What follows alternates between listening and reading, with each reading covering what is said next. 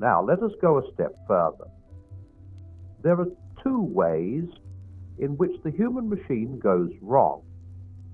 One is when human individuals drift apart from one another, or else collide with one another and do one another damage by cheating or bullying.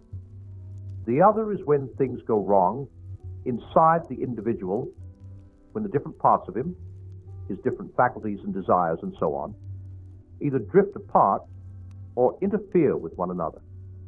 You can get the idea plain if you think of us as a fleet of ships sailing in formation. The voyage will be a success only in the first place if the ships do not collide and get in one another's way, and secondly, if each ship is seaworthy and has her engines in good order. As a matter of fact, you cannot have either of these two things without the other. If the ships keep on having collisions, they will not remain seaworthy very long. On the other hand, if their steering gears are out of order, they will not be able to avoid collisions. Or if you like, think of humanity as a band playing a tune. To get a good result, you need two things. Each player's individual instrument must be in tune, and also each must come in at the right moment so as to combine with all the others. But there is one thing we have not yet taken into account. We have not asked where the fleet is trying to get to, or what piece of music the band is trying to play. The instruments might be all in tune, and might all come in at the right moment, but even so, the performance would not be a success if they had been engaged to provide dance music and actually played nothing but dead marches. And however well the fleet sailed, its voyage would be a failure if it were meant to reach New York and actually arrived at Calcutta. Morality, then, seems to be concerned with three things. Firstly, with fair play and harmony between individuals. Secondly, with what might be called tidying up or harmonizing the things inside each individual. Thirdly, with the general purpose of human life as a whole. What man was made for, what course the whole fleet ought to be on, what tune the conductor of the band wants it to play. You may have noticed that modern people are nearly always thinking about the first thing and forgetting the other two. When people say in the newspapers that we are striving for Christian moral standards, they usually mean that we are striving for kindness and fair play between nations and classes and individuals. That is, they are thinking only of the first thing. When a man says about something he wants to do, it can't be wrong because it doesn't do anyone else any harm. He is thinking only of the first thing. He is thinking it does not matter what his ship is like inside, provided that he does not run into the next ship. And it is quite natural when we start thinking about morality to begin with the first thing, with social relations. For one thing, the results of bad morality in that sphere are so obvious and press on us every day. War and poverty and graft and lies and shoddy work. And also, as long as you stick to the first thing, there is very little disagreement about morality. Almost all people at all times have agreed, in theory, that human beings ought to be honest and kind and helpful to one another.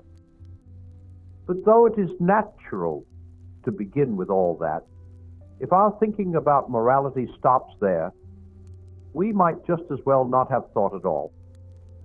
Unless we go on to the second thing, the tidying up inside each human being, we are only deceiving ourselves.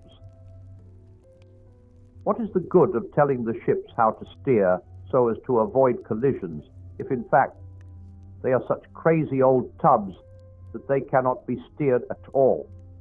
What is the good of drawing up on paper rules for social behavior if we know that, in fact, our greed, cowardice, ill temper, and self-conceit are going to prevent us from keeping them? I do not mean for a moment that we ought not to think and think hard about improvements in our social and economic system. What I do mean is that all that thinking will be mere moonshine unless we realize that nothing but the courage and unselfishness of individuals is ever going to make any system work properly.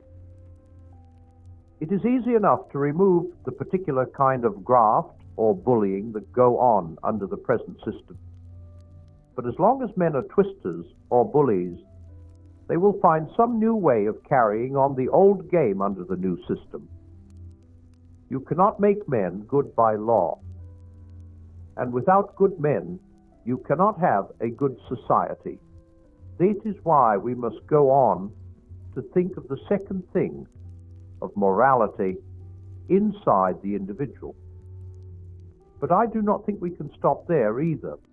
We are now getting to the point at which different beliefs about the universe lead to different behavior. And it would seem, at first sight, very sensible to stop before we got there and just carry on with those parts of morality that all sensible people agree about. But can we? Remember that religion involves a series of statements about facts which must be either true or false. If they are true, one set of conclusions will follow about the right sailing of the human fleet. If they are false, quite a different set. For example, let us go back to the man who says that a thing cannot be wrong unless it hurts some other human being. He quite understands that he must not damage the other ships in the convoy, but he honestly thinks that what he does to his own ship is simply his own business. But does it not make a great difference whether his ship is his own property or not? Does it not make a great difference whether I am, so to speak, the landlord of my own mind and body, or only a tenant responsible to the real landlord? If somebody else made me for his own purposes, then I shall have a lot of duties which I should not have if I simply belong to myself.